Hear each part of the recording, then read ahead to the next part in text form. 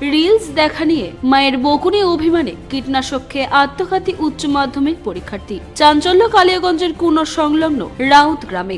আশঙ্কাজনক অবস্থায় ওই উচ্চ মাধ্যমিক পরীক্ষার্থীকে কুনোর গ্রামীণ হাসপাতালে নিয়ে যাওয়া হলে তার অবস্থা আশঙ্কাজনক হওয়ায় রায়গঞ্জ মেডিকেল কলেজ ও হাসপাতালে রেফার করে কর্তব্যরত চিকিৎসক। রায়গঞ্জ মেডিকেল কলেজ ও হাসপাতালে চিকিৎসারত অবস্থায় গতকাল গভীর রাতে মৃত্যু হয় ওই ছাত্রী।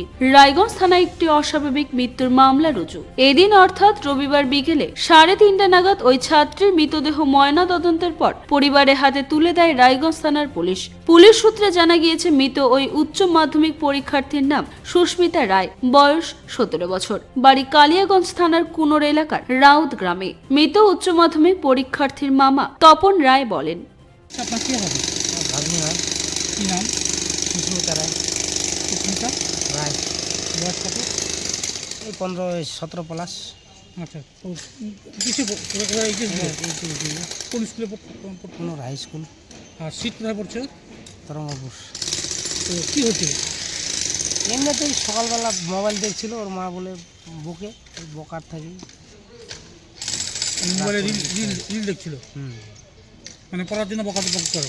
তারপর কি হলো? আর ও কখন বিষ খেয়ে নিয়েছে বলতে পারছি না। তারপরে কি করলেন? কটার দিকে টের পেলেন? টের পেলাম বলতে আমাকে মোটামুটি 2টার দিকে ফোন করলো। রাত্রি? না না না, সকাল দুপুর 2টা। আর বললো যে ওর মাথাটা বলে ঘুরছে, তো ঘুরছে তো ইয়ে কর, কুনোর প্রাথমিক চিকিৎসা করতে নিয়ে আয়। তারপর বলছে গ্রামের লোক বলছে জল দিতে হবে একটু মাথায়। ওই বালতি করে জল নিয়ে আসে, ওর গিলাস আনতে যায়, দেখছে যে গিলাসের মধ্যে বিষ আছে। তখন বিষ খাইছিল, বিষ খাইছে। তখন ওই বিষটা তখন তো কুনোর হসপিটালে নিয়ে আসলাম। আমি ওখানে কিছুই করলো না, ট্রান্সফার করে দিল, রায়গঞ্জে আনলাম। এখানে আইন তো 2 ঘন্টা লেট। চিকিৎসা বলে ওদের রুলস হিসাবে করবে, কী বিষ খাইছে ওটার ছবি পাঠাতে হবে, এই সেই বলে 2 ঘন্টা কাটালো। তারপরে ওয়াশ করলো মাসির হাতে। ডাক্তারও নাই, সিস্টারও নাই, কেউ নাই। তাহলে তো ওই অবহেলার জন্য মারা গেল। এটা অ্যাকচুয়ালি ডাক্তারেরই অবহেলা। চিকিৎসা করলে এতক্ষণ মানে মেয়েটা মারা যেত। কোনো চিকিৎসক দেখেইনি? অত আনলাম, আইনের গেটের সামনে অনেকক্ষণ দাঁড় করে রাখলো। আরেকটা রুগী আছে, ওর সঙ্গে কথা বলতে একটা কাগজের ভুল আছে ওদের সঙ্গে কথা বলতে বলতে আধা ঘন্টা কাটালো। ওখান থেকে রুমে পাঠালো 4 তলায়। ওখানে যায় সিস্টাররা বলছে কী বিষ খাইছে, ওর ছবি লাগবে। আবার একটা লোককে ফোন করলাম, আগে বিষের ছবিটা পাঠালো, ওটা হবে না, প্যাকেটের ছবি লাগবে। এই করতে করতে 2 ঘন্টা কাটা দিল। তারপরে বেডে দিল। বেডে দেওয়ার পরে ওয়াশ করলো মাসির হাতে, সিস্টারও নাই, কেউ নাই।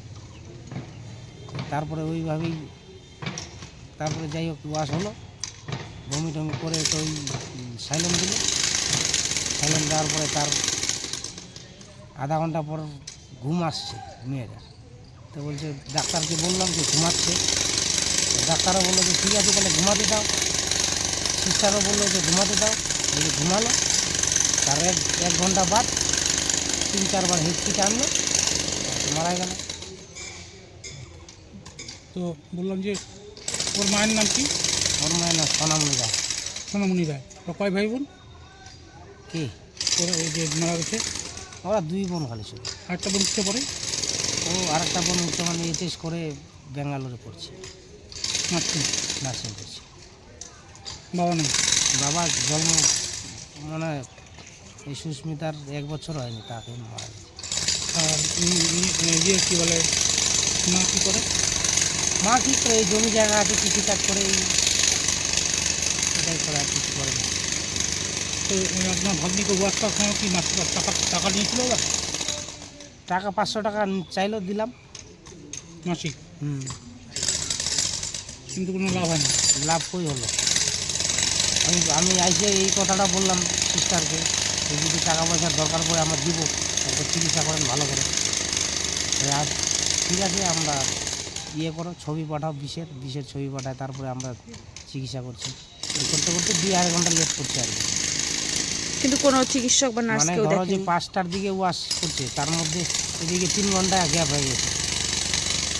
এই চিকিৎসার অবহেলার জন্য তো মারা গেল। রায়গঞ্জ থেকে বিথি কাপালের রিপোর্ট, কুলিক নিউজ।